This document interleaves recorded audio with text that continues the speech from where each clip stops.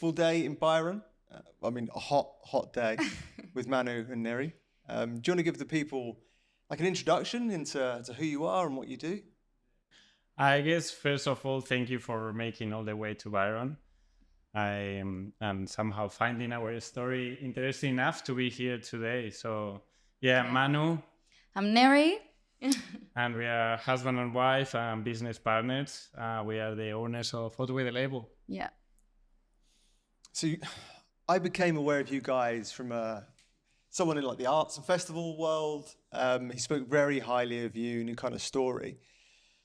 I want to kind of delve into kind of clothing and that whole kind of sustainable story, because I remember kind of growing up when my mum and dad would kind of go through their closet, and even if it's to throw clothes away, there was always a story behind their clothes. There was always some kind of nostalgia. Yeah, your dad would always wear this shirt to a party. Your mum would always wear this dress for a job interview. And then we kind of jump forward 30 years in this fast fashion. Things last a week. They get thrown out straight away.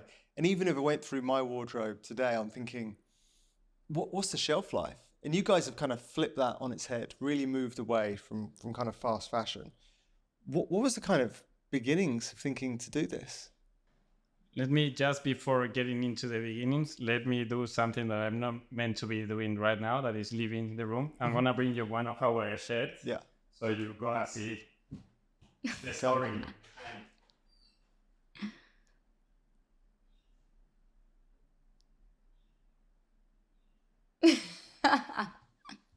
Okay, we feel exactly the same as you said. Yeah. And we always saw the clothing like, okay, we love vintage shopping. Yeah. That's how this adventure started. Exactly. And we were always wondering, what's the story behind this shirt, this jacket that we just found? It would be so cool to know the owner, maybe live some amazing adventures.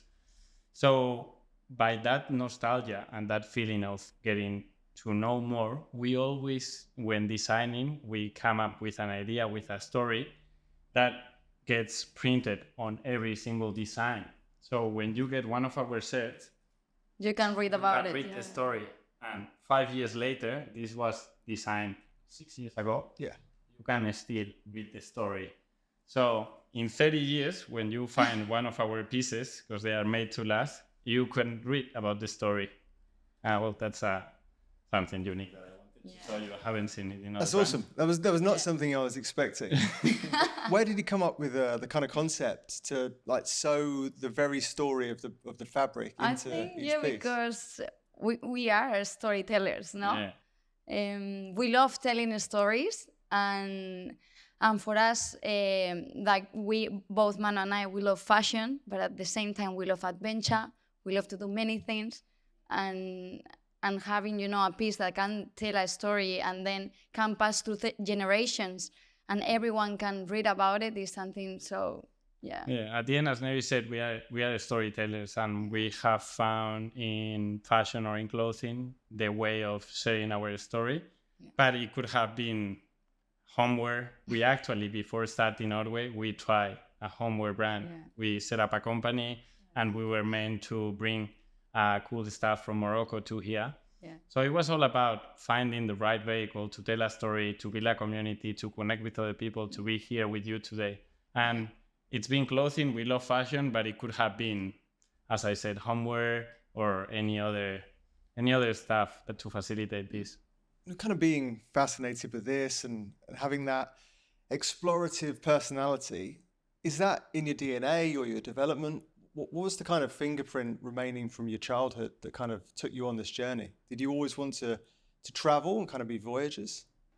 Maybe if I start with myself, my family, they are both my mom and my dad, been traveling the entire life and always taking us, all the kids, on all the adventures. Lived in Africa, traveled the entire world. My dad is a tropical medicine doctor, so always traveling.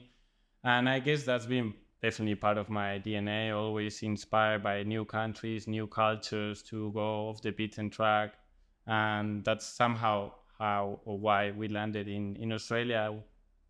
not really for searching any business opportunity, but just looking for an adventure overall. And Neri has similar background. Yeah, my dad is an amazing photographer, wildlife photographer, and I had the opportunity to travel a lot with him. His Land Rover around Spain, and also I went to many countries. And they gave me as well the vision of the vision of photography, the aesthetics. Like I've been always in front and behind of the camera for like all my life, and that helped me a lot in my career. So yeah, I think as well one part of Ottway at Ottway we have a strong branding, and that I think is because of that, because we care about the aesthetics. We love good photography. Like we look after the details. So I think as well is part of my background. Growing up with that background, I'm imagining at first you're doing everything for play, right? It's enjoyment, and I'm always interested in seeing where that kind of journey takes you from play or love to labor. Where do you think in your story did you develop this kind of playful nature of looking through photography with your dad driving his Land Rover around to starting to turn it into something you can use professionally? I think social media gave me all the digital world, gave us the tools to boost that part of me. Probably I will tell you later, but I moved to Australia with no English, and that was a big challenge for me. And my background, I studied in Spain, advertising and marketing. When I moved to Australia, I couldn't work in an advertising agency. So I was like, okay, I need to reinvent myself. Like this lack of the language, I need to find another way that I can, work in what I love. So I started studying digital marketing in Australia, in Melbourne, and I focused myself in meta advertising, Google, like a bit of everything. And then I could work from a computer. I didn't have to speak with so many people. I was, at the beginning, I need to find something that I have to feel, confident again.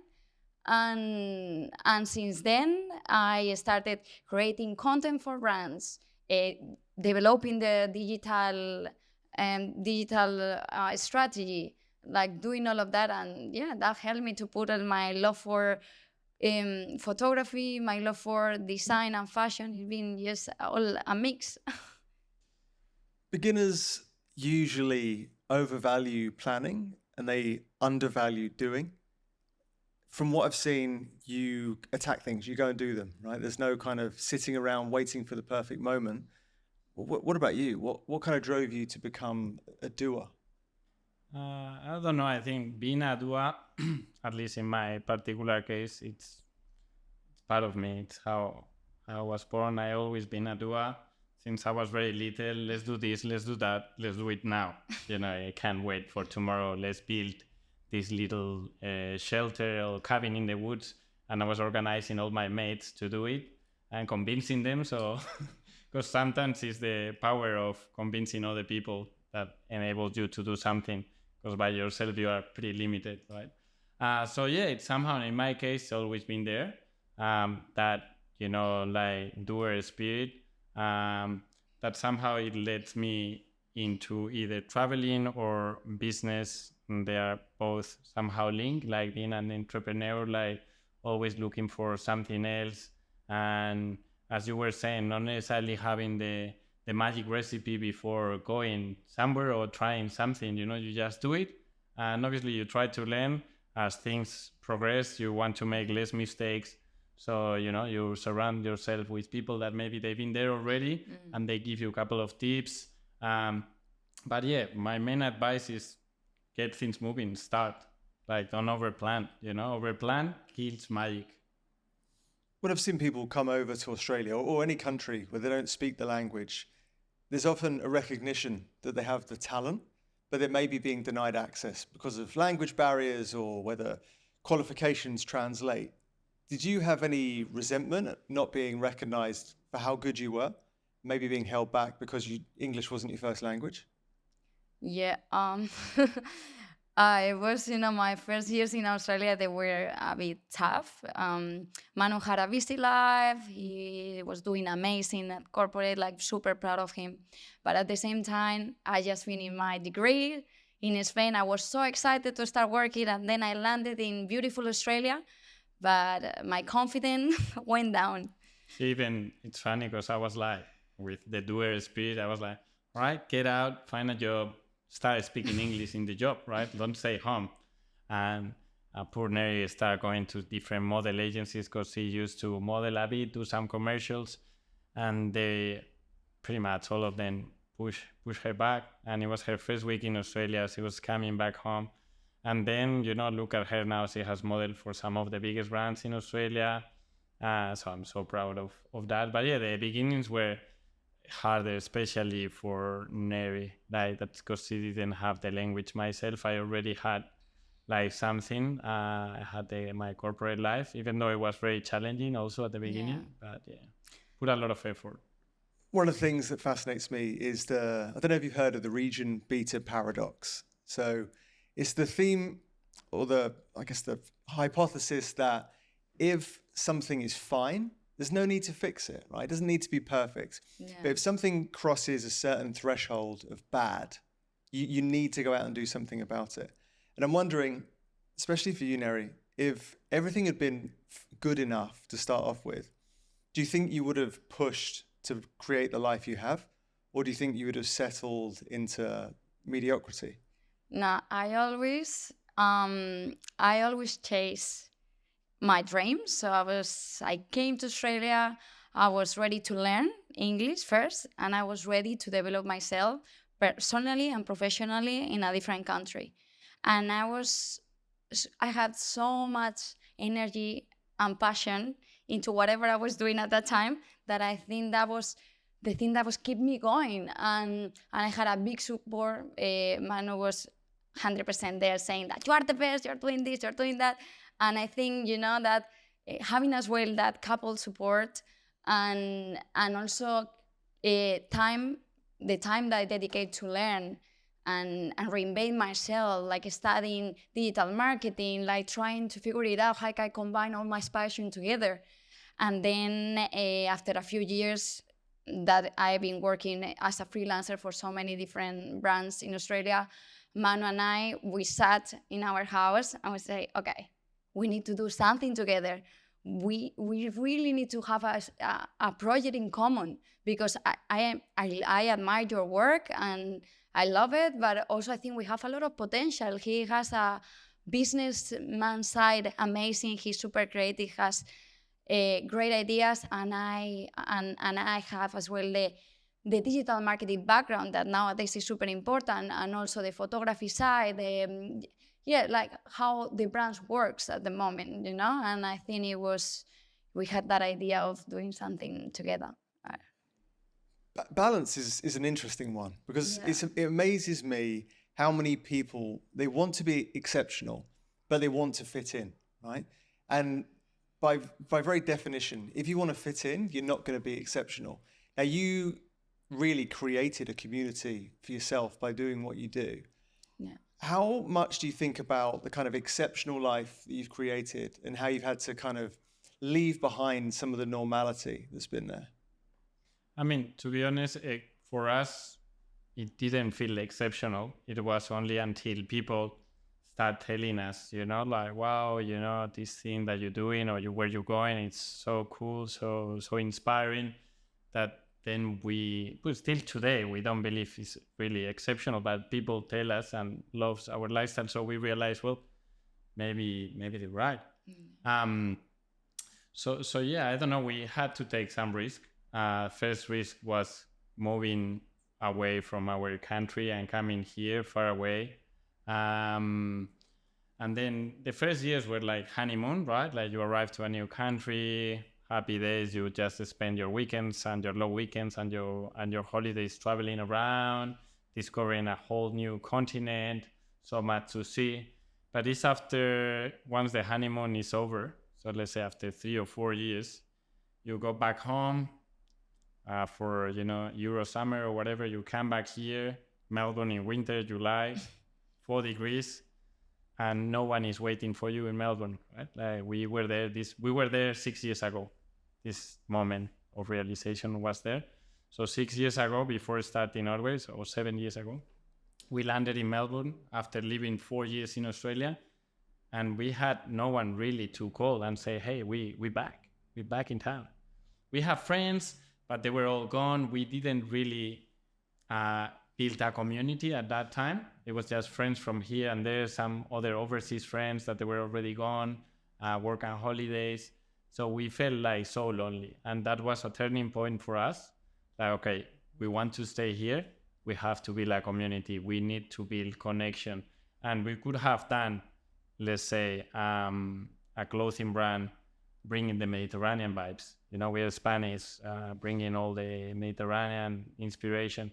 But we were living an Australian lifestyle. We were going every weekend with a caravan somewhere. We're setting up bonfires, we're surfing. So it's like, we're gonna stick to our lifestyle. So let's just set up a brand that lives around us. And somehow our lifestyle became the Australian lifestyle somehow. And it's unusual, right? Because we are two Spanish.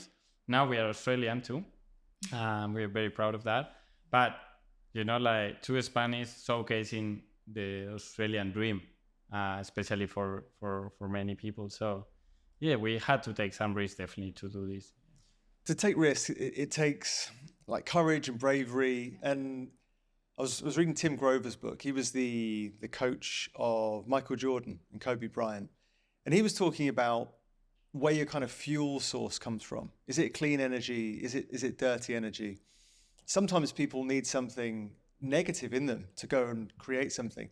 And you guys seem super happy. But you mentioned coming back and being lonely. So I'm wondering, was there ever a darker fuel where you had to kind of use grit? For sure. I had my main enemy when setting up Ottway was my corporate life. I still love my job in corporate. So I was doing large-scale solar, large-scale wind. So somehow I felt I was contributing to the community with a greener future, you know, with clean energy. But I had a clear, let's call it enemy or clear target. That is, I need to quit corporate. Not for the sake of the job, but just to be free to live under my own terms. You know, that's really the ultimate goal, was to live under my own terms. So when we started Ottway, it was Neri's dream to have a fashion brand. So I told her, all right, I'm going to help you build your dream to have a fashion brand. But in exchange or in return, you need to help me achieve my dream, that is quitting corporate. And we set up a goal. That was the deal. That was the deal. We handshake that day and say, all right, I'm going to help you set up the fashion brand with my business background, a bit of my savings. And in exchange, you're going to help me achieve my own dream. And we set up like 3-year plan. Okay, we have to achieve this revenue in 3 years. That it was no secret. It was $2 million. And if we hit that number, I'm in a position to leave corporate. Obviously, we needed that number to allow first some other employees, you know, to do some other roles before I move in. And yeah, we made it. Yeah, and here we are. But that was the enemy. That was my target. I love the concept of enemies, because when people hear the word enemy, they think of very negative mind frame, and they might think, that's a horrible thing. But if you choose the right enemy, it's like a love affair, right? It just needs to be there for as long as it's there. And a formidable enemy can bring out a side of you that you didn't know existed. Push hard, take you to a dark place, bring out a side of you that you've never seen. It even made me, in my case, my corporate job over those 3 years, it made me better at my job. It made me more efficient, because obviously I was working corporate, but I was doing Ottway at the same time, plus other personal passion projects that we spoke before, like building that cabin off the grid.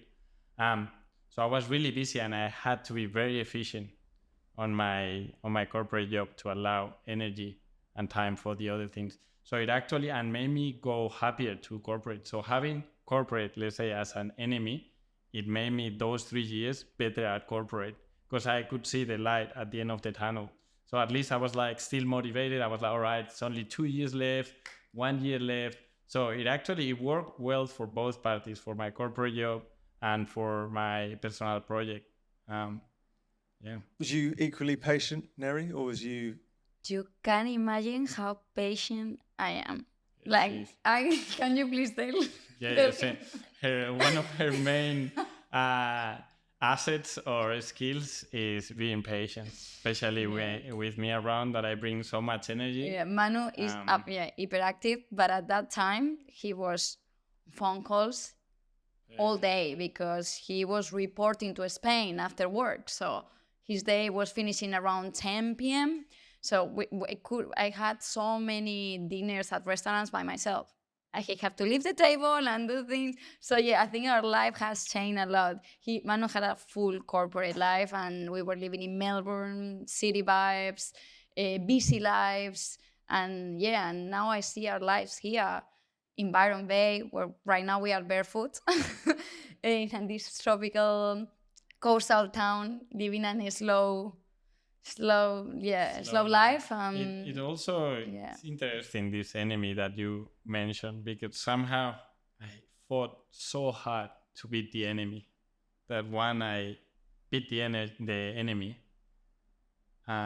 then okay, you get into a state of mind that, wow, I done it over, let's say, 3 or 4 months. And then you get what's called anticlimax. Okay, I've done it. What's next? So we arrived here in Byron 18 months ago. And for half a year or so, I was like, man, I already working on my dream job with my dream wife, my dream house, my dream friends in paradise. But I was still not like, I was like, what's next? What's next? And it's just now that I'm already adjusting to this new rhythm. And yeah, but it took me a bit of time to readjust. So that's something interesting. It's a big thing for successful people to kind of go through this hedonic baseline. Is anything ever going to be enough? I think, I don't know if you ever heard of this guy, Johnny Wilkinson. He used to be a rugby player for England, and his dream for his whole life was to win the World Cup. And he said he put everything into it, put his body on the line, he sacrificed everything, relationships, being a father. And when he won the World Cup, he took the trophy back to his room, in his hotel room. He was the one that had it. And he thought, I'm empty, there's a void. And he said, I know what I need to do. I need to retain the World Cup. Over the next 4 years, he was just depleted by injury after injury. And he said it was his body telling him something, that it wasn't about always seeking the next chapter. Sometimes you just need to enjoy the book you're reading.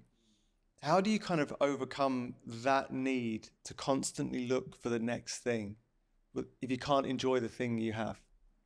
Yeah, I guess it's a very hard balance, right? To live the present, to enjoy the present, enjoy the journey while still having goals and looking forward, meeting those goals. I don't know, I'm still learning. I'm in the process right now of finding that balance. I feel like I always enjoy the journey, but because we had a clear goal, and that allowed me to, enjoy the journey because I was seeing ourselves a step closer. So I was enjoying the journey. Now that we are there where we wanted to be, then it's a bit different now, the dynamic. I'm enjoying the journey, but I don't know if the journey is taking me where I want to go. Is this really where I want to go? Before it was clear that I was enjoying the journey because we were seeing progress. So it's the right path. Right now it's like, okay, everything is beautiful. Where are we going? Where are we heading? What's next? We're still figuring out, like. Manu is always with thousands of ideas around his head. He drives me crazy, basically. Like, I need to keep up with this guy like 24/7, as we are working together here at home. But yeah, at the same time, we are people that we appreciate life so much. Like, we wake up every day and we say, like, we are so grateful for all of this. Like, I don't know, like some people, they take everything for granted, but I think every single step that we have done, we've been always, enjoying it and being grateful for it. Like, it's something that, that the people around, they know us, like, is yeah. But still the question of what's next It's still there. What's next? It's We don't still know. there. It's We don't know. unavoidable, at least on myself, I've heard the quote, it's not the pursuit of happiness, it's the happiness of the pursuit. If we wanted, humans are not really designed to be happy by nature. If we went out and just tried to be happy and seek happiness, we'd be miserable. But if we go out and seek purpose, looking for something to do, generally we're happy. I mean, for you, Neri, you wanted the fashion brand. When it started to seem like it was going to be possible and be a success, did you think, I've got the thing I wanted? Well, like I couldn't believe it that it was happening. Like I was like, well, at the beginning, I was not sure if this was gonna, people were gonna keep shopping. No, at the beginning, it's like, oh, okay, we got so many sales, but maybe next month we don't have any sale. We were Manu was always more secure, but myself, I was like, oh, I don't know. But yeah, at the end, I don't remember the question. I think a turning point for all of us, it was when we set our first flagship store with an office, so we got a full warehouse. Yes, totally. That was the moment. That was time because you're working in the computer and on e-commerce. It's like a video game, Yeah. It's like you go right. out, you take photos, amazing lifestyle, but like you don't really see it real. Yeah. You need to touch it. You need to, at least for ourselves. And it was in COVID. So COVID hit, and COVID was a bliss for us. Myself, because I'm a corporate, I didn't have to go to the office anymore. And I was traveling every week interstate 2 or 3 times. So I was about to get an apartment in Sydney because I didn't want to go to hotels anymore so often that I was traveling there. And instead, we saw ourselves working at home together. I was normally going to the corporate office, and all of a sudden we are at home with the other employee that we have, Gian. It's a legend. We're the 3 of us in our kitchen in Port Melbourne. And I look at them, and it was like, I remember both Neri and Gian working. And I look at them, and it's like, this doesn't feel real. We're playing here a video game. Let's build something. Let's do something.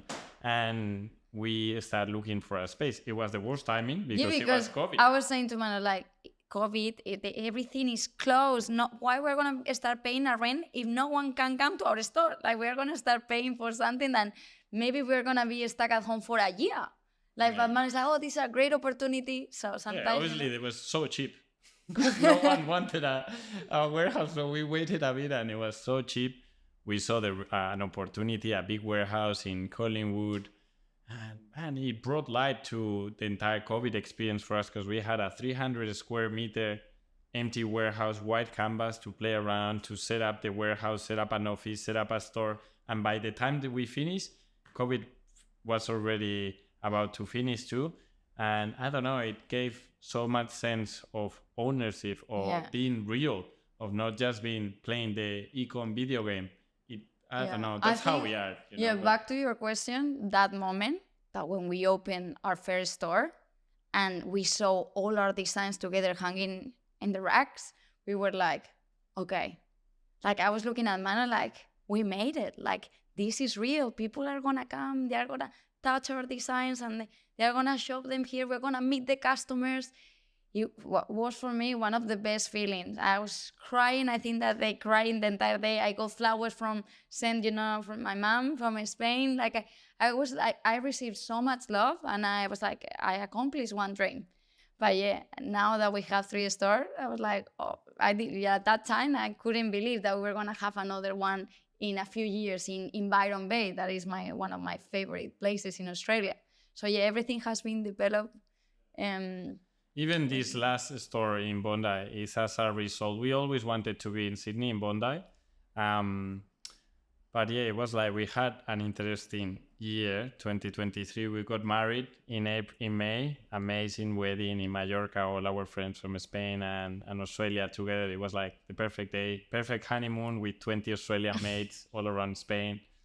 Next level. And just 1 month after the wedding, we had the worst car crash. Neri and myself, we were in our motorhome driving from Spain to Portugal, and just 50 kilometers out of home, we it's next level. If you see the videos and the photos, it's like we've been given a second chance. It's like you see, like there's nothing left of the motorhome of the car. It's a long story, but somehow we managed to, like completely leave undamaged the car crash. Everyone couldn't believe we were inside the car.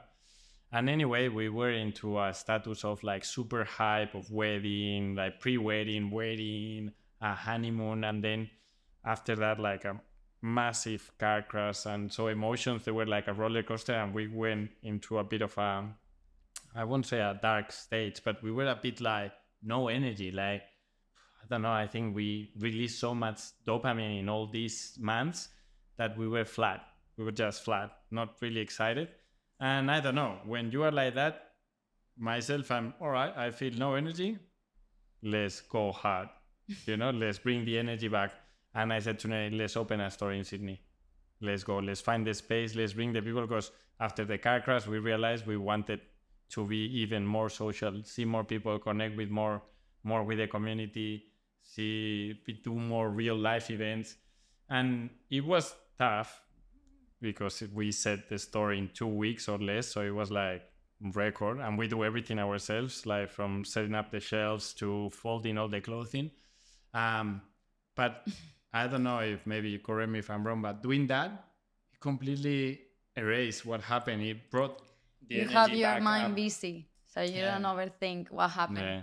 Yeah. And we completely move on from that, and set up into a And new also level again. another learning that we got from the car crash, like after a big car crash that we thought we were gonna pass away, Manu and I, we realized like, okay, this is the moment that when you have something happen to you, something so big, the next day you wake up, it's like, now I'm gonna quit my job, I'm gonna do this, I'm gonna chase that I've been always wanted. But Manu and I, we said, okay, what we want to do? We're like, we love our life. We are so happy. Like, I wouldn't change a thing. Like, I'm working in what I love, like my passion project with my favorite person and with an amazing team of people. And then I'm meeting, have an amazing community. We are meeting people all around the world that they love our project. Like, I wouldn't change anything. Yeah, there was a So big realization that was for us. like, yeah, like Everyone we are was on the right track. Yeah, the police that arrived to the car crash, they told us, guys, you've been given a second chance in life. What are you gonna change? And we were like, well, actually nothing. Let's keep living the same. So that was good, because sometimes, as Neri said, you need some like shocking event like this to shuffle things. Yeah. But yeah, Wake up call. Yeah. So, but it was good. I've heard of the term valuism, and lots of people go through life wondering what they really value. They can't really tell. They might want a new watch or a new car. And if you immerse yourself in what you think you want, you can get caught up in it. But if you ask someone to strip back everything they think everyone sees in them, you take away the watch, take away the car, be on a desert island, you can't do anything with the watch, you can't do anything with the car, you can't do anything with money. Yeah. Or you can burn it to stay warm, I guess. But when you strip away those things, you figure out like what you want to do and what you want to want. With this kind of second chance that you went through, it sounds as though it obviously hit home, but it also sounds as though you've kind of pressed fast forward. You're trying to do more, create more life in some kind of denialism of death. Do you think you're creating more and more life for yourself by doing things twice as quickly and giving yourself this exposure to the things you love? Definitely, that's how I feel. I don't know if seen from the outside it's the same optics, but myself, I'm trying to live to the fullest, and I want to die busy, die young, die young, but not young in age, but young in the spirit, and busy, and that's it. Maximizing life. Yeah.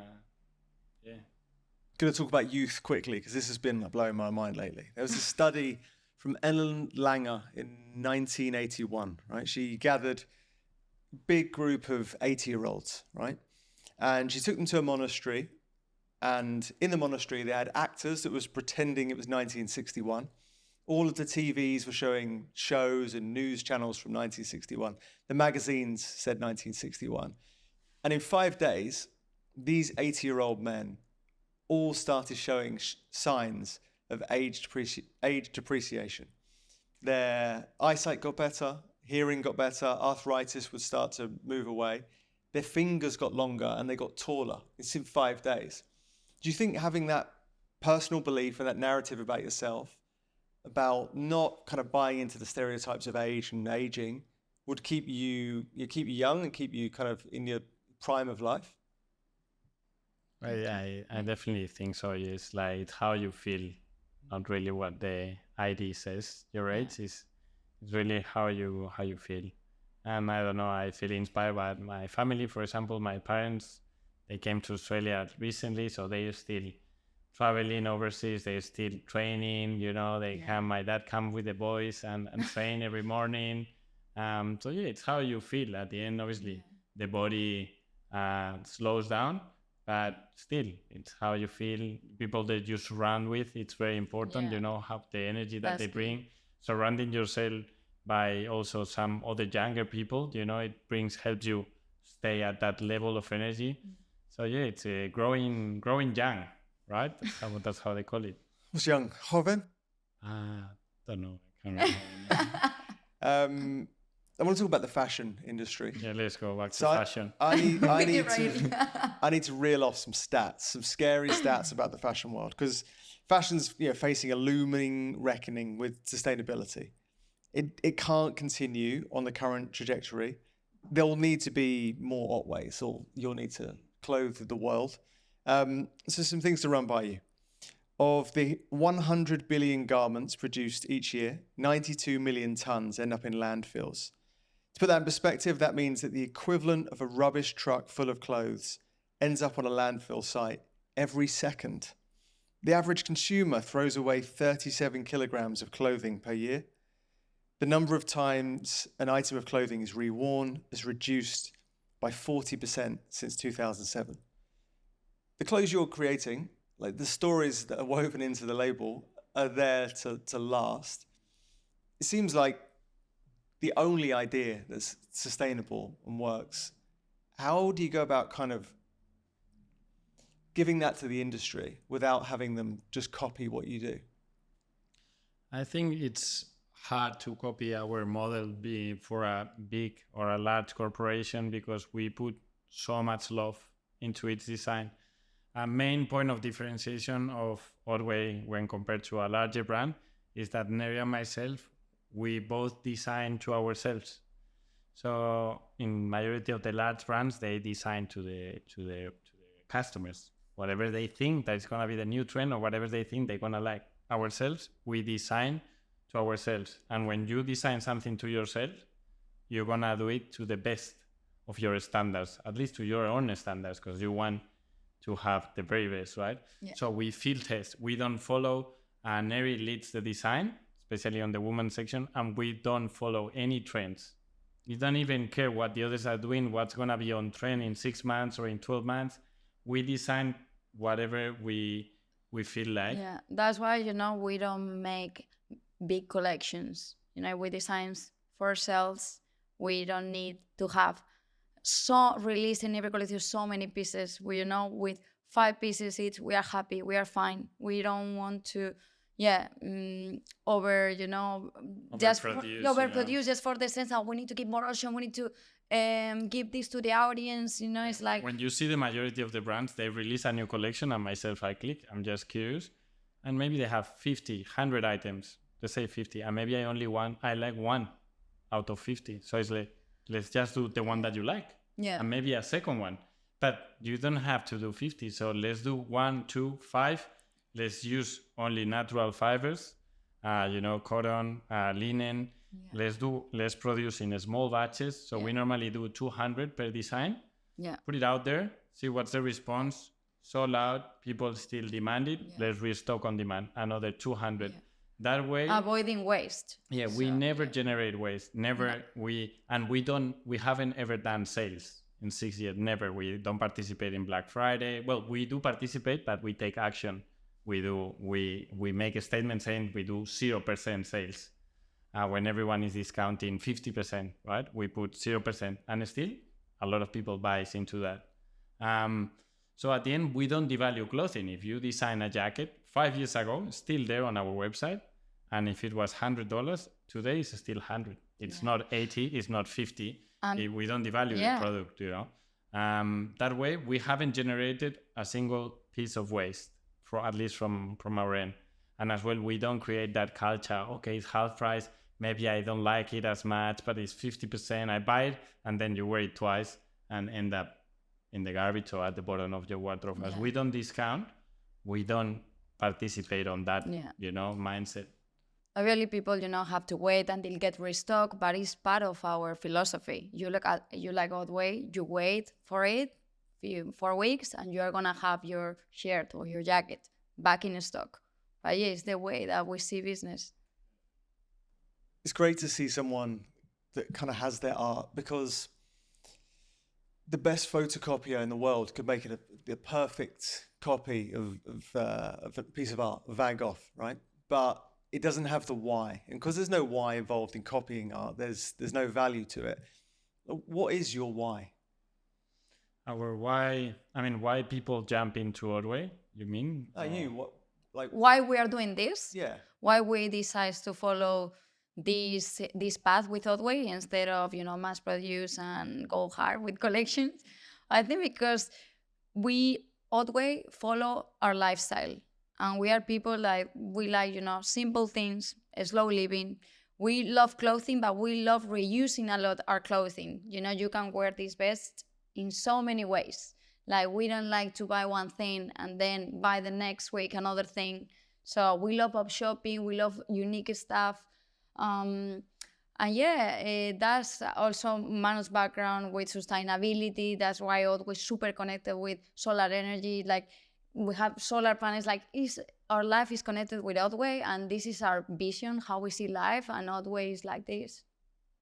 When your identities become woven into the brand and the company, like you guys are Ottway. I sensed, obviously, in previous discussions, a reluctance to kind of show your whole selves, right, for the brand. And I think looking at Australia, it's a country built off the back of immigration and innovation from people coming from overseas. With your identity so closely woven into the brand, what has it been like kind of releasing yourself into the public sphere and letting people see who's behind the clothing? I mean, one of the main reasons that we are speaking here today with you is to attack that fear of, you know, exposing ourselves, our English broken accent into a camera in a podcast. So yeah, we always wanted to be an Australian brand, and being from Spain, we were in front of the camera, but never really speaking, because we didn't want people to think, oh, it's not an Australian brand. It actually is. We are Australians too, and we embrace the Australian lifestyle. And we love the Australian lifestyle. That's why. And that's why we're here. We bought a house. We're not moving. This is home now. But yeah, it's been always a fear for us, and it's now all the community, all our friends. Oh, I think they've been pushing us. Come on, guys! You need to speak in front of the camera. People love you, and we are all right. Let's just attack our fears. Let's try. Let's see how it goes. We know with this social media world that you see now more people in front of the camera explain you so many things, and you kind of connect more with the brand. No, you see the person behind it explaining you the garment or the story of the brand. It makes you feel more connected than just a simple photo of Manu and I smiling. But yeah, for us, it's a big challenge. It's no? a personal challenge. This is a personal challenge. Being today here, speaking with you guys in front of the camera in English about us, about Ottway, is the first time that we've ever done it. Our team is pushing us, like, come on, guys, do it. And here we are, because we need to listen to them too. Looking at that story, right? If you mentioned it was like playing a video game before, and it almost kind of brings me back to the concept of no one can beat you at being you, right? And if you are playing a role or holding some of yourself back, then it's hard to associate with the credit you're being given and the love you're being shown. You might think people love the character They love the facade of who they think you are until you kind of show your whole self. Now that you're kind of giving people more of a chance and access to see who you are, is there any fear that they love the role you play, but they won't resonate necessarily with the people underneath that kind of role? Not really, because they might not resonate with maybe, let's say, our accent, and they say, well, that sounds your accents are cool. Well, no. They sound weird, but other than that, Ottway follows our lifestyle. Ottway is our lifestyle. So if you like Ottway, yeah, probably you're gonna like us as a person, you know, like you. When building Ottway, we always, the day that all Ottways dictates our lifestyle, that will be the end of Ottway, because it will turn into a business. Let's say if we feel like going to India just as travelers, then we'll make a collection in India. We'll shoot there. It's not the other way around. It's like, okay, we need to bring something exotic. Let's go to India. It is our lifestyle first, and then Ottway follows. And that's why it's easy for us. We are not really pretending to live someone else's life. Yeah. We are not pretending to, let's say, be sustainable when we are not preaching with example. We have solar panels at home. All our stores are carbon neutral. So that's how we live, so there's not really fear on that. With a brand that's got such deep roots in your life, I'm guessing there is a story behind the name. Where did you come up with the name? What does it mean to you? Every time that you have to pick a name for anything, any project, that's many days of brainstorming. Like, come on, how can we call it? Like, check that book, check that. Like, yeah, for us, we were brainstorming a bit. And then one day, Manu and I will realize, like, okay, we are living in Victoria, and the place that we love the most is the Ottway Ranges, the national park. We spend so many weekends there. We enjoy nature there. Like, it was something special with that specific, land in Victoria. And then one day we look at each other, why not Ottway? Why not Ottway? It sounds cool. Does it sound, we were asking to our Australian friends, does it sound good to you? For me, it sounds amazing. And then what we did is, like, we removed one of the T's. No, we add a T. We add a T, sorry. So Ottway Ranges has one T. Oh my God. Ottway has two T's, so we added an extra T. Okay, we added an extra T to make it different. Yeah, so then on the SEO, not on Google, if you put Ottway, it doesn't take you to the national park. And also for trademarking, that's also an interesting one. For anyone picking a brand name, it's hard to trademark a topographical location. So, for example, if you want to be called Byron Bay as a brand, it's almost impossible to be called or be known as Byron Bay. So that's why we made it different, to be different to the topographical as well. Back, part 2. Hopefully the light serves us well. One thing I need to look at, because you guys have almost this duality of purpose in the brand, right? Sustainability and the clothing, you have community. How do you avoid having this kind of shiny object syndrome? Because you're doing so much, but you can almost have everything you want. You can have anything you want, but you can't have everything you want. So how do you kind of keep the focus and the tunnel vision to make the things that you want to work, keep working perfectly? I think we have. I think that's really, everything looks so perfect as we're from outside. Like, as we're in our day to day, we have a lot of things going on, issues, and yeah. But I think something important is to have a clear division of responsibility, especially in between Neri and myself. Yeah. Different roles, and then also the brand values are always present. So we have sustainability, community, outdoors, traveling, happy vibes. If you put those 5 ingredients into the blender, and then you get the perfect Ottway smoothie, right? So we have those brand values, they're always present. So if we created content, are we showcasing this? Have we showcased that? Have we tell a story around this? around that. So it's always present. We don't derail. That's always, we don't want to start telling a different story. So we need to delve into something in your story, because people often say don't work with family, don't work with friends, don't work with a husband or wife, right? So how did you guys meet? You tell that one. You go for that one. Okay, that's an interesting one. No, I met Manu like 11 years ago. I was working in a nightclub in Madrid, and he went party that night to that nightclub.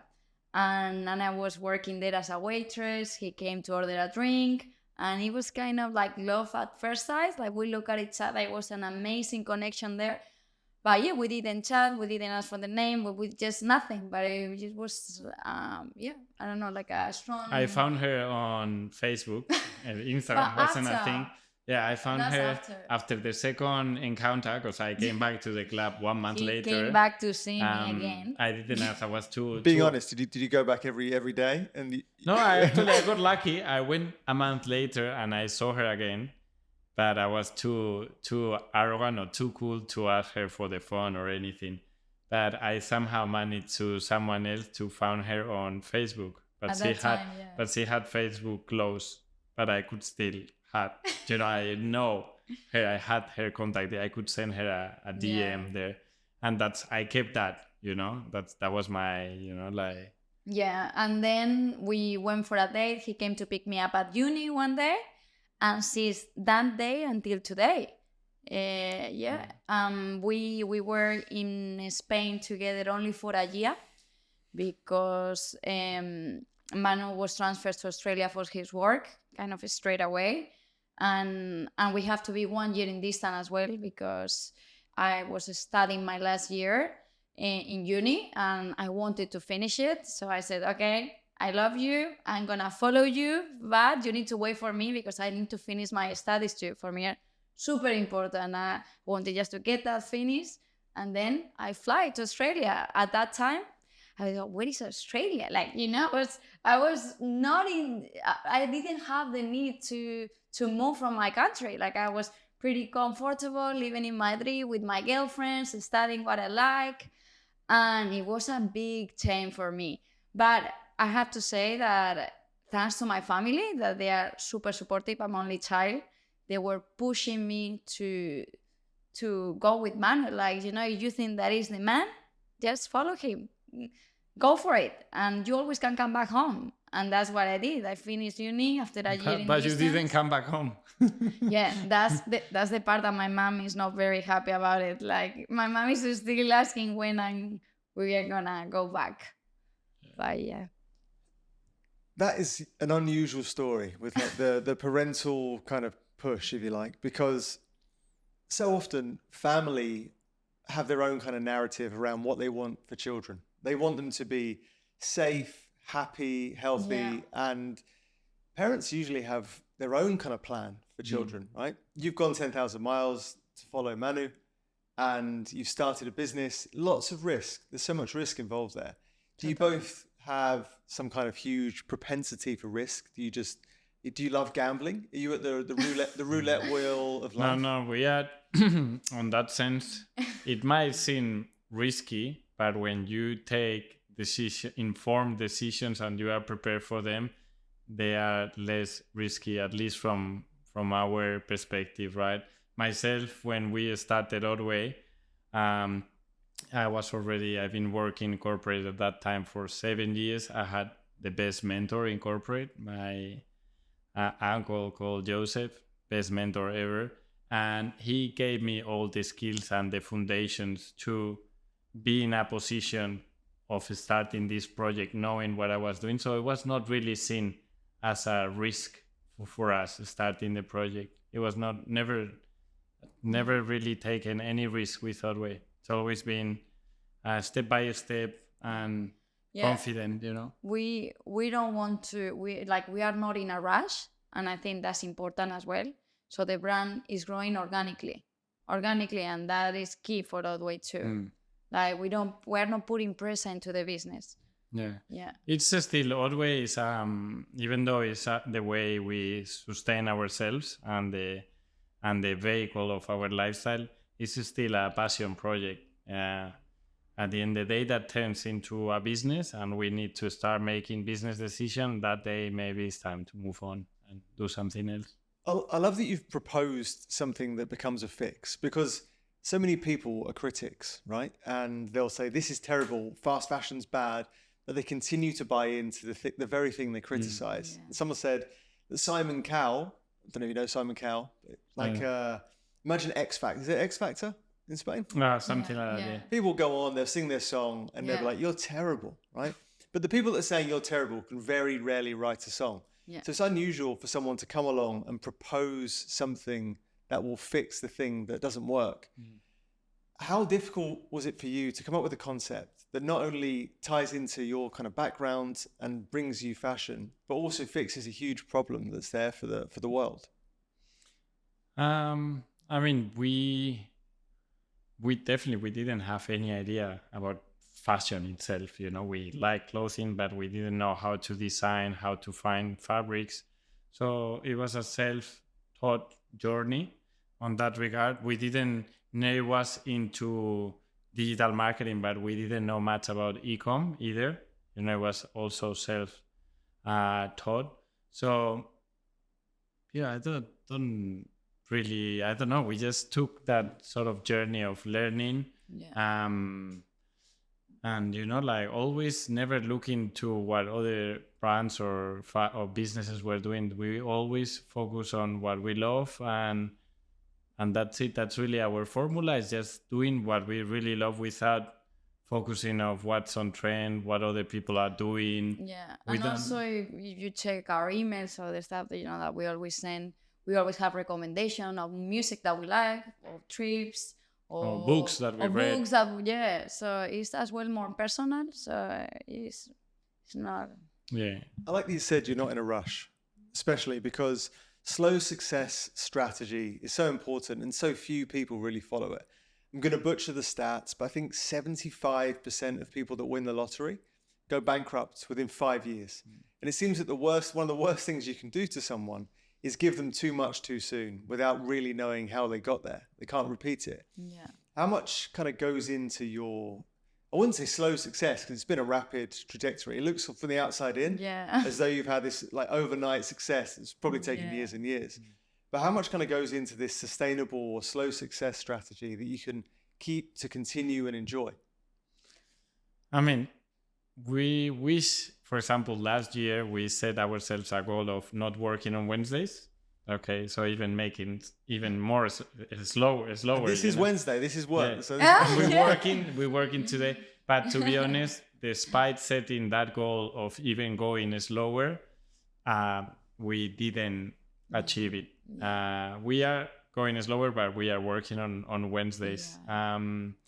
So somehow, you know, it's, even though you want to even slow down a bit more, sometimes it's hard, especially when you bring in the inertia, you know. But at the end, the key for us is to have a solid team, and that's what we've been working and, let's say, investing in terms of money and time and effort into building a solid team that we can also delegate, you know. And when you were saying before, working with friends or partner, we are husband and wife, but also all our employees, or let's say Ottway team, they are some of our best friends. So at the end, it has positive things and bad things, of course. But we are spending 8 hours, 9 hours a day on this journey, and we want to be surrounded by our friends. That's the reality. I want to have fun. If we shoot in a collection in Morocco, I want to be with my mates shooting the collection. And that's what we're doing. That's the positives.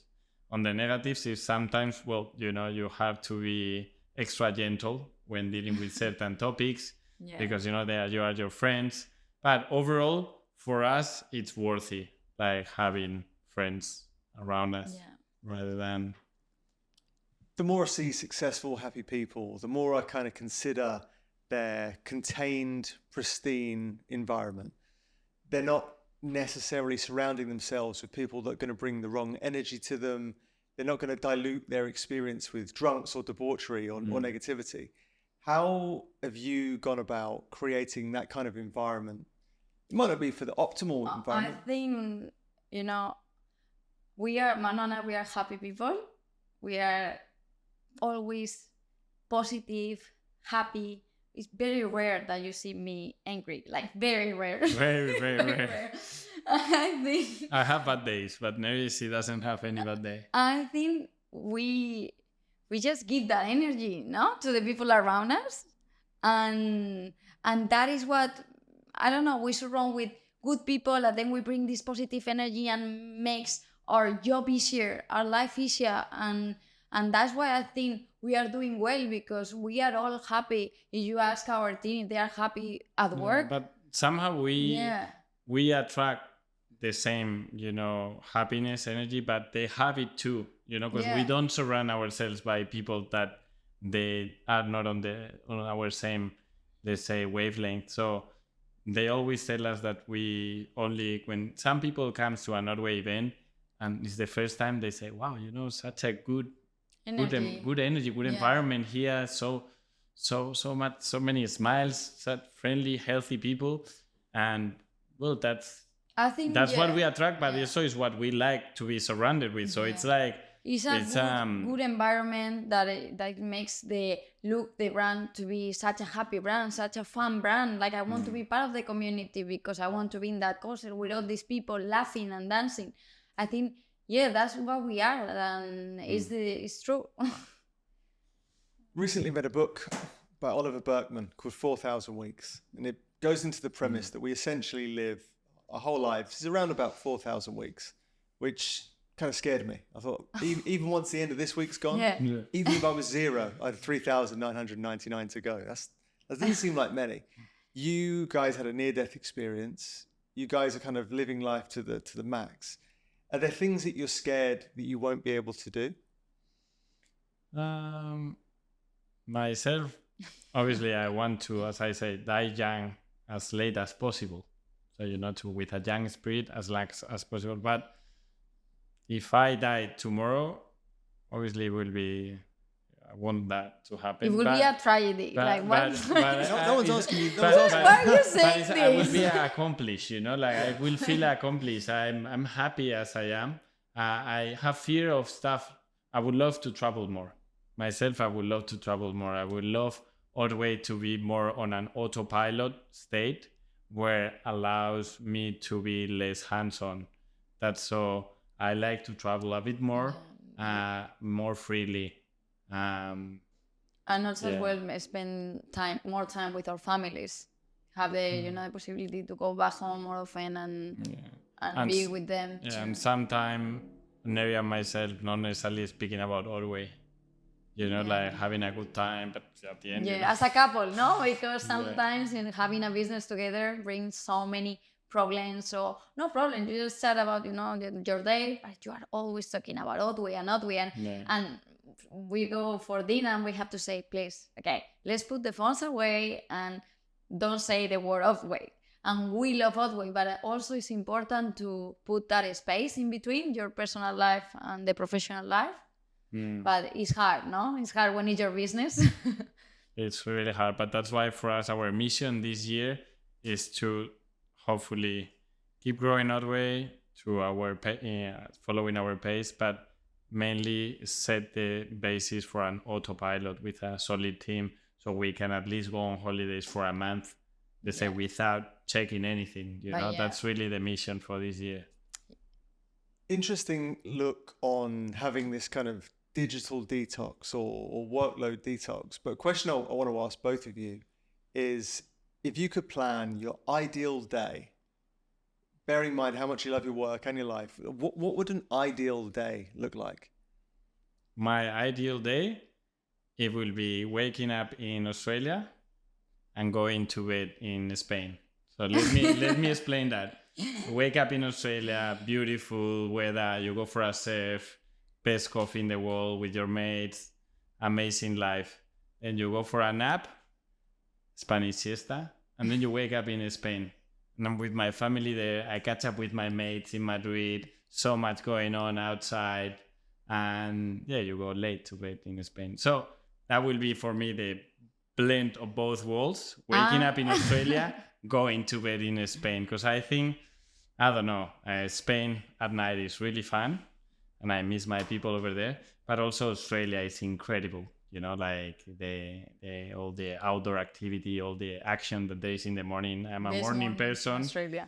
I'm a morning person, so I love that. You know, so if I could combine the ideal world, it would be waking up in Australia, going to bed in Spain.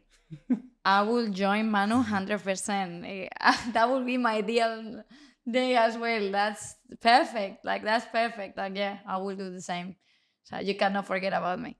Well, seeing that there is an idea for the perfect, I don't know if that can happen, right? So that might be out of the realm. But what are the plans for the future for both of you and for Ottway? Do you want to start with Ottway? I think, for Ottway, like, we love our project and we want to keep growing Ottway. We want to keep growing our community in Australia and also as well in America. That will be, that's our goal for this year as well. So we really want to keep living, keep showing, our lifestyle at Ottway, more fun adventures, even maybe start with Ottway Kids, who knows, like, jump on different, Yeah, as we categories. said, at a personal level, eventually we would like to start setting up a family. Yeah. So as we always said, Ottway follows our lifestyle. So if we are heading into that next stage in life, Ottway will follow. And if we are going to be surrounded by kids, there will be Ottway Kids. But that's, let's say, more of a medium-term plan, because to have free models, they need to grow a bit. But we have many ideas for the business. But like, we are excited. short term is US. It's consolidating the business in Australia with more real life events, or using our stores as community hubs. But then mainly US. We're gonna go there now in April. We're gonna do a West Coast trip from San Diego to Seattle. And yeah, the idea is to challenge ourselves. Are we capable to build a community in the US? Can we add a third country into our equations? We have already Spain. We have Australia. Can we add the US into that equation? So it's not necessarily a business-driven decision, but more what we were chatting before of having another personal challenge. Let's go to the US. Let's do events there. Let's get to know more people. So... yeah. And also maybe as well in Australia, we were thinking for another store maybe around the West Coast. Yeah, maybe that Fremantle. could be around Frio, that we love Fremantle, and that's well another project here in Australia. But yeah, People buy into the community of Ottway, not just the clothing. So for anyone that wants to be more involved in what Ottway means as a community, bringing people together, how can they do that? I mean, obviously, how can they learn more about the community? no, how can be part of the community? Yeah, how can they be part of you? Yeah, How like can- going to events. How can they embody the... Yeah, I've definitely come into one of our events, either in Byron, Melbourne, or Sydney. We're gonna do a pop-up one in Perth soon. So going to one of the events is the best scenario to get to meet the team, get to Don't meet the be shy community. and rock up there. Doesn't matter that you're coming by yourself, because we have met Jan, that has been working for us for so many years, is part of Ottway. We met him in our house. He came to an event by himself, and now it's part of Ottway and is one of our best friends. So I think they don't have to be shy. They just rock up to the event and meet people and meet us. Like, we are always keen, Yeah, I guess definitely events. And then obviously on socials, we are very active. Yesterday, for example, we really lived a special moment yesterday. We connected with this family. They're originally from Japan, but they're living in North Island, New Zealand. And they've been super supporters of Ottway since the beginning for 6-7 years. They've been supporting Ottway. So, we connected, and I told them, well, at some point, whenever you are in Byron, send us a message and let's catch up. It's something maybe it's random that you can say and never do. They sent us a message, and yesterday they were here at home. The entire family with 4 kids, so cute.